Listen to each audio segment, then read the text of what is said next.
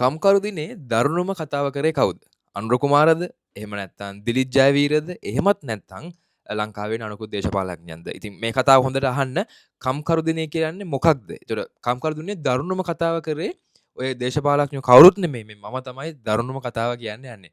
ඉතින් කම්කරු දිනේ කියලා කියන්නේ අපි හැමෝම දන්නවා කම්කරුවන් වෙනුවෙන් වෙන් වෙච්ච දවසක් අපි මැයි දිනේ කියලා තමයි සාමාන්‍ය විහාරය කියන්නේ. එතකොට 1886 වෙච්ච සිද්ධියක් සම්බන්ධයෙන් තමයි මේ මැයි දිනේ අපි සමරන්නේ.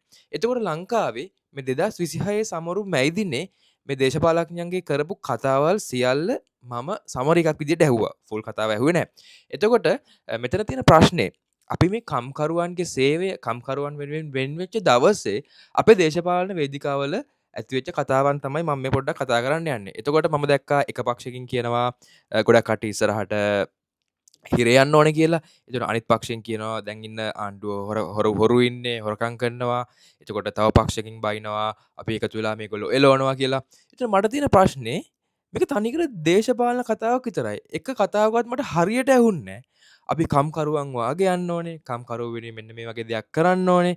කම්කරු දිනේ කියන්නේ මේකයි කියන එක මම කොහෙවත් දැක්කේ නැහැ. මම දැක්කේ අපේ දේශපාලනඥයන් ඒ පක්ෂ වලින් ඒ කට්ටියට මේගොල්ලෝ බයිනවා මේ කට්ටියට ඒගොල්ලෝ බයිනවා හරියට නිකන් අර මොන්ටිසෝරි එක පොඩි උන් මරා ගන්නවා වගේ තමයි ඉස්කෝලේක ප්‍රාථමික අංශික පොඩි උන් මරා ගන්නවා වගේ තමයි මම මේ කම්කරු දිනේ මේ දේශපාලඥය කරපු කතාවල් ටික දැල්ලුවේ. ඒතර මේකෙන් අපිට පැහැදිලි වෙන දේ මොකද්ද? මම කලින් වීඩියෝ වලත් මම කියලා තියෙනවා ගොඩක් කට්ටිය මට බනිනවා මම දේශපාලන පක්ෂේ කඩ යනවා කියලා.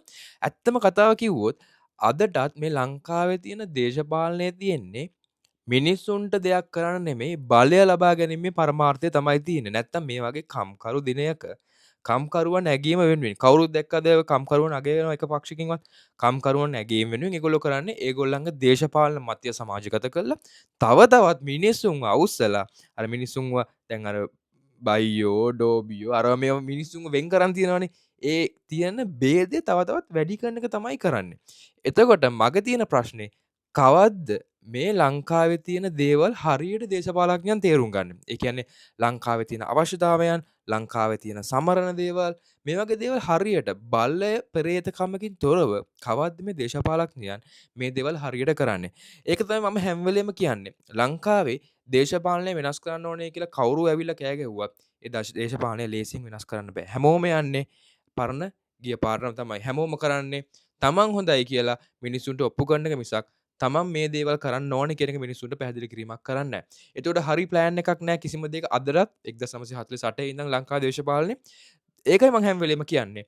අපි දේශපාලනය තරුණයෝ එකතු වෙලා අලුතෙන් දෙයක් හදන්න ඕනේ. ඒතකොට තරුණයෝ එකතු වෙලා අලුතෙන් දෙයක් හදන්න ඕනේ කියනකොට මේකට අපි ගන්න ඕනේ මේකට එකතු වෙන්න ඕනේ රට ගැන ආදරය තියෙන කළමනාකරණය දැනීම තියෙන මිනිස්සු ටිකක්. මොකද කළමනාකරුවෙක් ඊයේ වගේ මැයි දිනයක කතා කරා නම් ඔහු හරියටම පොයින්ට් එකට කතා කරනවා අනිත් දේශපාලන පක්ෂ වලට බයින් එක නෙමෙයි කරන්නේ. ඒ කියන්නේ ලංකාවේ දේශපාලනය මැයි දිනේ කරේත් තමන්ගේ පාක්ෂිකයන්ව අන්දන එක පාක්ෂිකයන්ව චූන් කරලා අනිත් පාක්ෂිකයොත් එක්ක ඝට්ටනයක් ඇති කරන එක තමයි කරන්නේ. ඉතින් කියන්න කනගාටුයි මම හිතුවේ ලංකාව අඩුම ගානේ ලංකාවෙන් දේශපාලනඥයන්ට යම් කිසි දෙයක තේරුම් ගැනීමේ හැකියාවක් තියෙනවා කියලා.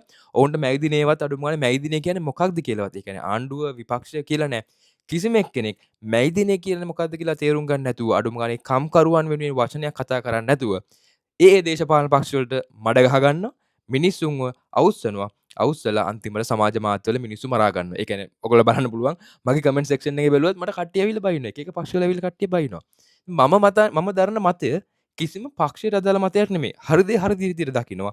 මගේ මතය ලංකාවේ දේශපාලනය වෙනස් කරන්න නම් මේ දේශපාලන පිච් එකේ දැනට ඉන්න මිනිස්සුන් අයින් වෙලා අලුතෙන් තරුණ සෙට් එකක් එන්න ඕනේ විශේෂයෙන් තාක්ෂණය සම්බන්ධයෙන් කළමනාකරණය සම්බන්ධයෙන් දැනුම තියෙන කට්ටිය. ඉතින් ඕක තමයි මැයි දිනේ තියෙන දුක්බර කතාව. කම්කරුවන් සම්බන්ධයෙන් කිසිම දෙයක් කතා වුන්නේ නැහැ. හැබැයි දේශපාලන පක්ෂයන් තමයි හොඳයි කියලා ඔප්පු කරන්න මිනිසුන්ට කෑ ගහපු විතරයි කරේ. මේ වගේ දේවල් වලට මට ඇවිල්ලා බනින්න එපා.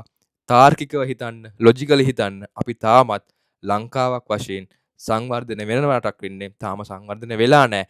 මේ විදිහට ගියොත් මේ රට සංවර්ධනය වෙයි කියලා හිතන්නත් බෑ. තව අවුරුදු 20ක් 30ක් යනකම්. Thank you very much.